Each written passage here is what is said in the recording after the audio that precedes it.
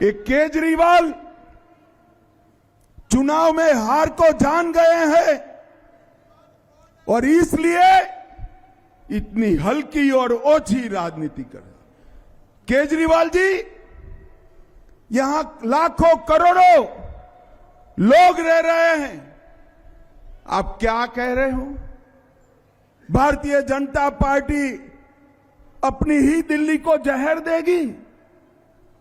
इतने छोटे मन से मत सोचिए केजरीवाल जी। आपने यमुना को प्रदूषित कर प्रदूषित पानी पीने के लिए दिल्ली को मजबूर किया है।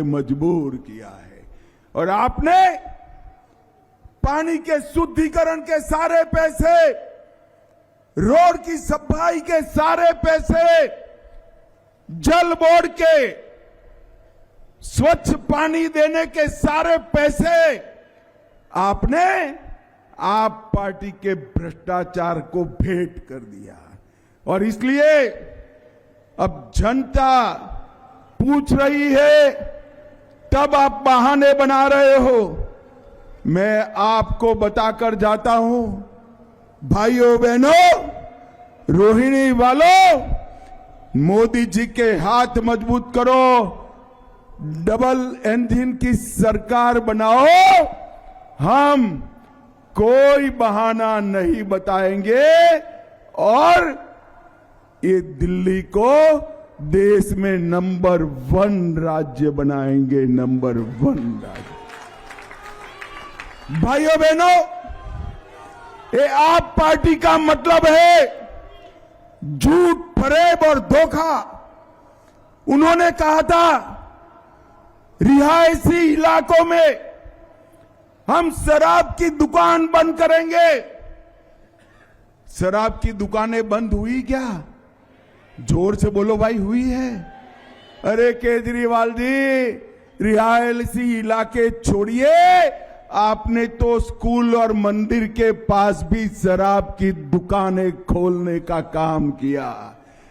हजारों करोड़ का शराब का घोटाला किया और आज स्थिति ये आ गई है कि वो जहां जहां जाते हैं लोगों को इंसान की जगह शराब की बोतल दिखाई पड़ती है, शराब की बोतल दिखाई पड़ती है। हजारों करोड़ का घोटाला कर आप जेल में गए। उन्होंने कहा था यमुना को, पानी को लंदन की थेम्स नदी जैसा बना देंगे, मैं आकर डुबकी लगाऊंगा। केजरीवाल जी, क्यों डुबकी नहीं लगाई भाई? जरा बताओ क्यों डुबकी नहीं लगाई?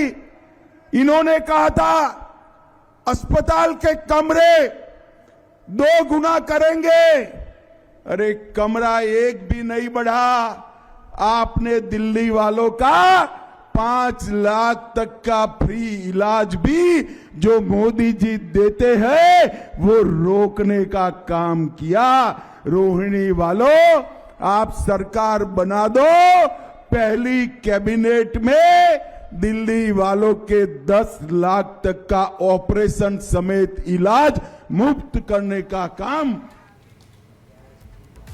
तो केंद्रीय गृह मंत्री अमित शाह को आप सुन रहे थे, जो खुद कमान संभालते नजर आ रहे हैं और चुनावी ग्राउंड पर लगातार जो यमुना में जहर मिलाने का बयान केजरीवाल ने दिया है, उस पर अब सियासत होती दिखाई दे रही है। बढ़ते आगे और आगे बढ़ते हुए बात चंडीगढ़ की करेंगे, जहां मेयर चुनाव के नतीजे सामने आ चुके हैं, जहां पर बीजेपी ने जीत हासिल कर ली है। इसी से जुड़ी 1 मिनट की रिपोर्ट आपको दिखाते हैं।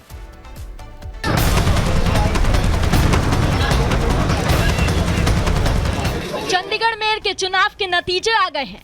मेयर चुनाव में बीजेपी ने जीत हासिल की है। इस पद पर बीजेपी उम्मीदवार हरप्रीत कौर बबला निर्वाचित हुई हैं। हरप्रीत कौर बबला ने कांग्रेस और आप गठबंधन की प्रत्याशी प्रेमलता को शिकस्त देकर जीत हासिल की। बता दें कि पिछले साल मेयर चुनाव के दौरान काफी हंगामा हुआ था। वोटों की गिनती के दौरान धांधली के आरोप भी लगे थे, जिसके बाद सुप्रीम कोर्ट को मामले में दखल देना पड़ा था। इसीलिए पिछले साल के चुनाव में हुए विवाद के बाद इस बार सुप्रीम कोर्ट ने चुनाव प्रक्रिया पर कड़ी नजर रखने का फैसला लिया था। इसके लिए एक पर्यवेक्षक नियुक्त किया गया और पूरी प्रक्रिया पर नजर रखी गई। बता दें कि चुनाव प्रक्रिया के मुताबिक सबसे पहले मेयर का चुनाव हुआ। नतीजे घोषित होने के बाद नए मेयर, सीनियर डिप्टी मेयर और डिप्टी मेयर के चुनाव की प्रक्रिया शुरू होगी। Bureau report, Republic Bharat. बढ़ते आगे और अब बात करेंगे महाराष्ट्र में बुर्के पर मचे बवंडर की।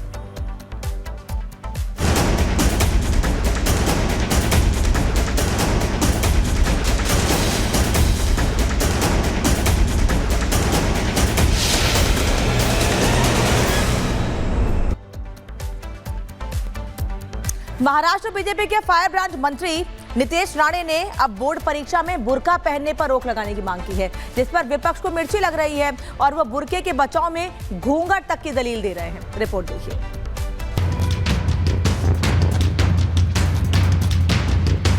जिसको भी हिजाब पहनना है, बुर्का पहनना है, वो अपने अपने घर पे या अपने अपने जहाँ पे उसको परमिशन है वहीं पहने। और ड्रेस कोड है क्या कोई कि यही ड्रेस से आना चाहिए, ऐसी कोई बात इस देश में है नहीं।